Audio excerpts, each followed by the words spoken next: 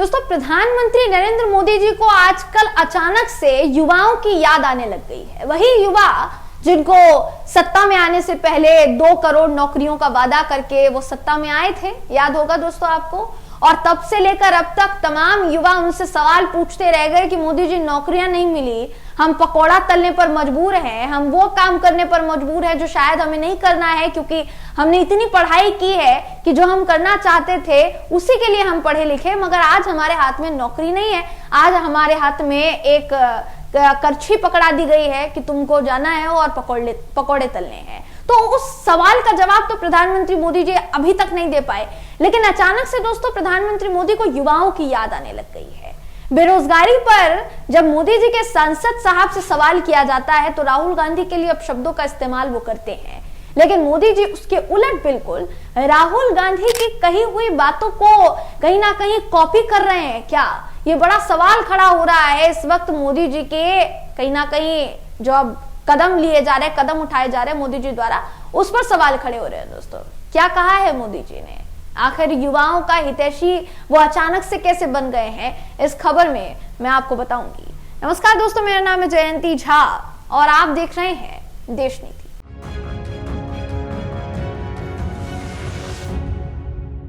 देश नीति, केवल सच्ची और पक्की खबरें। दोस्तों, इस वक्त आपकी स्क्रीन पर बिना देर किए मैं वो खबर आपको दिखा रही हूँ जिसका जिक्र शुरुआत में मैंने किया है कि प्रधानमंत्री मोदी जी अचानक से युवाओं के हितैषी बन गए हैं। भाषणों में उनके युवाओं का जिक्र नजर आता है। दरअसल वीर बाल दिवस के अवसर पर भारत मंडपम में एक कार्यक्रम आयोजित किया गया और इस कार्यक्रम में प्रधानमंत्री मोदी जी पहुंचे थे। मोदी जी ने आने वाले 25 साल हमारी युवा शक्ति के लिए बहुत बड़ा अवसर लेकर आ रहे हैं, ऐसा कहा। उस कार्यक्रम में ऐसा कहा। आगे क्या कहा देखिए, साफ सीधे तौर पर भारत मंडपम में ये जो आयोजित हुआ कार्यक्रम, इसमें उन्होंने कहा कि भारत का युवा किसी भी क्षेत्र में, किसी समाज में पैदा हुआ हो, उसके सपने जो है, माफ कीजिएगा, असीम है। इन सपनों को पूरा करने के लिए सरकार के पास स्पष्ट रोड मैप है, स्पष्ट विजन है, स्पष्ट नीति है और नीयत में कोई खोट नहीं है। आगे और सुनिए, वो कहते हैं कि आज भारत दुनिया के उन देशों में से है जो देश सबसे ज्यादा युवा देश है। इतना युवा तो भारत अपनी आजादी की लड़ाई के समय भी नहीं था।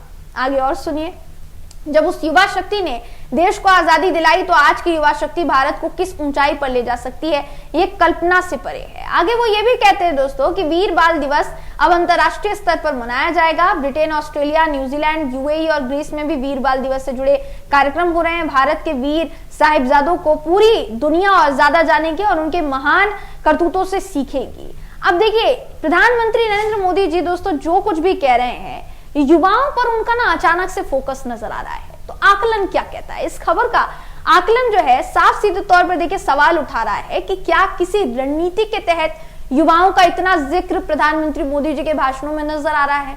क्योंकि अभी तक दोस्तों अगर आप गौर फरमाएंगे इस पूरे 9 साढ़े 9 साल के कार्यकाल पर, मोदी जी के 9 साढ़े 9 साल के कार्यकाल पर, तो विपक्ष अक्सर सवाल उठाता आया कि मोदी जी बेरोजगारी पर कुछ बोलिए। संसद में भी कई बार ये सवाल उठाया कि मोदी जी बेरोजगारी पर कुछ बोलिए ना, अब बेरोजगारी पर तो कुछ बोलते ही नहीं है। लगातार बेरोजगारी का दर जो है वो बढ़ता चला जा रहा है, बेरोजगारी का आंकड़ा बढ़ता चला जा रहा है, लेकिन हमारे देश की सरकार उसके खिलाफ क्या रोड मैप तैयार कर रही है, क्या बताएंगे मोदी जी? मोदी जी अभी तक नहीं बता पाए। मगर 2024 का चुनाव आने में कुछ ही वक्त बाकी रह गया है दोस्तों, और उससे पहले मोदी जी के हर भाषण में, हर बयान में युवा युवा युवा नजर आ रहा है। ये बहुत अच्छी बात है। हम तो इस बात की सराहना करना चाहेंगे कि कम से कम देर आए दुरुस्त आए, मोदी जी को याद तो आई कि इस देश का युवा अभी भी इंतजार में बैठा है कि 2 करोड़ नौकरियां आएंगी तो भर्ती शुरू होगी और वो फिर से नौकरी ले पाएगा। लेकिन वही वाली बात है कि जब चुनाव आए सर पर तो कह दो कि नौकरी मिलेगी, जब चुनाव चले जाएं तो फिर कह दो कि भाई हमारे पास नौकरी नहीं है। आपको जो इंतजाम जहां करना है आप वो इंतजाम कीजिए। राहुल गांधी दोस्तों अक्सर ये सवाल उठाते आए हैं कि मोदी जी बेरोजगारी के बारे में बात क्यों नहीं करते।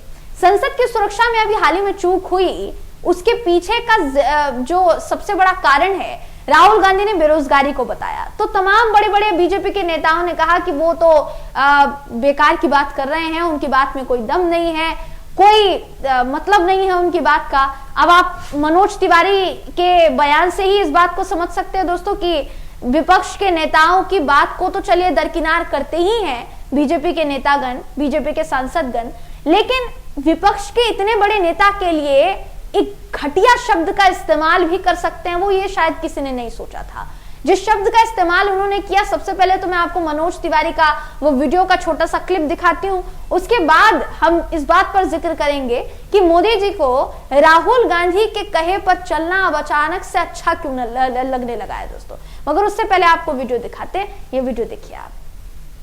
छिछोरा व्यक्ति है, क्या हमसे पूछवा रहे हो? तो इस वीडियो में आपको दिखाई दे गया होगा कि बीजेपी के सांसदों की भाषा कितनी शालीन है, कितने संस्कारी हैं बीजेपी के सांसदगण, जो विपक्ष के एक बड़े नेता के लिए इतने घटिया शब्द का इस्तेमाल कर रहे हैं, जो शब्द मैं यहाँ पर नहीं बोल सकती, दोहरा नहीं सकती दोस्तों। इसलिए मैंने आपको वो वीडियो दिखाया ताकि आप उनके खुद की मुंह जुबानी सुने कि उन्होंने क्या कहा है राहुल गांधी को लेकर। आप सोचिए कि ये तो ऐसे शब्दों का इस्तेमाल करते हैं।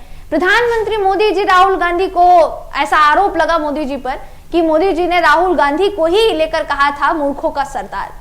बावजूद इसके अगर मोदी जी राहुल गांधी के रोड मैप पर चलना पसंद कर रहे हैं तो हो सकता है राहुल गांधी के लिए बड़ी उपलब्धि हो, क्योंकि राहुल गांधी हमेशा से शुरू से लेकर अब तक बेरोजगारी पर बात करते आए हैं, युवाओं पर बात करते आए हैं। युवा नेता के तौर पर उनकी छवि एक देश में जो बन चुकी है, उसकी वजह से तमाम युवा उनसे कनेक्ट होते रहे हैं। डीयू में हो गया या बाकी यूनिवर्सिटीज में हो गया, बाहर जब वो विदेश जाते हैं तो युवाओं से मिलते हैं। तो एक संदेश जा रहा है कि राहुल गांधी युवाओं की सबसे ज्यादा बात करते हैं और युवा नेता हैं, बाकी के युवा नेताओं को भी मौका देते हैं।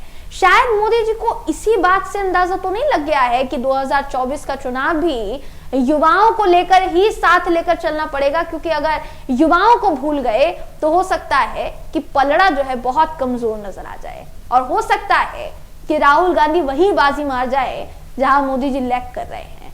तो क्या इसीलिए राहुल गांधी की बात अब सही लगने लगी है? राहुल गांधी के कहे पर प्रधानमंत्री मोदी जी चलने लगे हैं दोस्तों। आपको क्या लगता है, मोदी जी के बदले बदले मिजाज क्या कहते हैं? अपनी राय कमेंट करके हमें जरूर बताइएगा। वीडियो अगर आपको पसंद आया हो तो वीडियो को लाइक कीजिए, शेयर कीजिए, चैनल को सब्सक्राइब करना बिल्कुल भी ना भूलें। फिर मुलाकात होगी आपसे अगली वीडियो में, तब तक के लिए नमस्कार।